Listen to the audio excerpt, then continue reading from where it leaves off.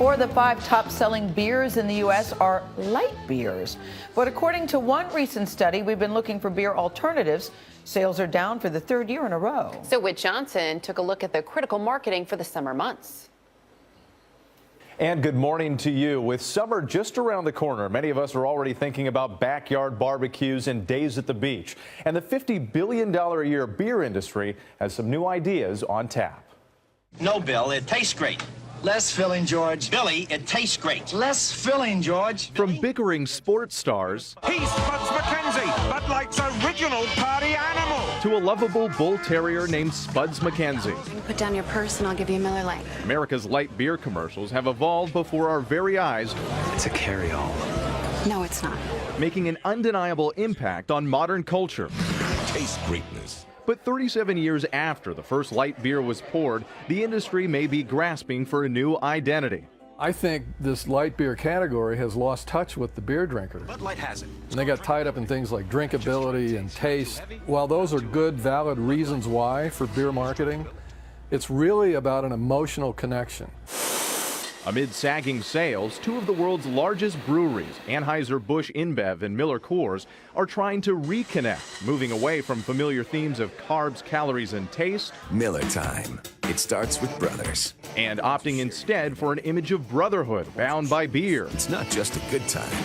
It's Miller time. That familiar tagline, first seen more than 3 decades ago in ads for Miller High Life, is the centerpiece of Miller Lite's new commercials. That's a line that really resonates and is already being used. And frankly, we're repurposing it to focus on the sociability of getting together with friends over a Miller Lite. Here we go. And the country's top brew, Bud Light, was once the beer that won't fill you up and never let you down. Now, It's the sure sign of a good time. It's just right taste of Bud Light. Here we go. companies are hoping this latest ad blitz will get their brews back into the bellies of consumers as beer sales volumes have dropped over the last 3 years.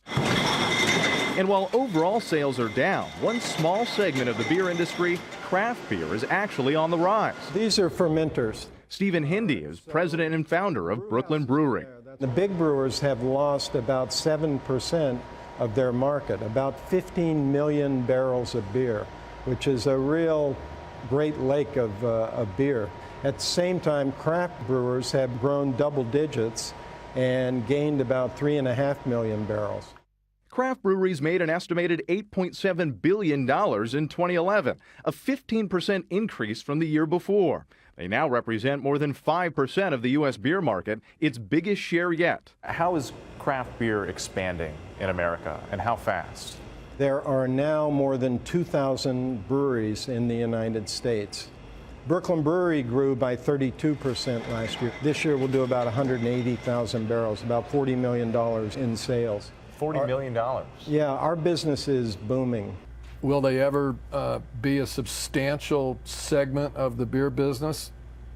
I have my doubts. Although marketing expert Tim Arnold doesn't see craft beer as a real threat to the light beer juggernaut, in order for light beer to sell, he says, it needs an identity, which it seems to have found. Those handfuls of brands are back on track, image-wise.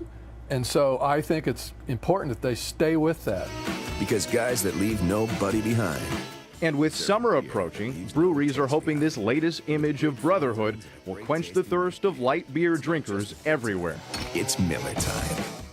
And despite the overall decline in beer sales, Coors Light has managed to increase its sales. In fact, earlier this year, it dethroned the king of beers, Budweiser, and is now the #2 selling beer behind Bud Light.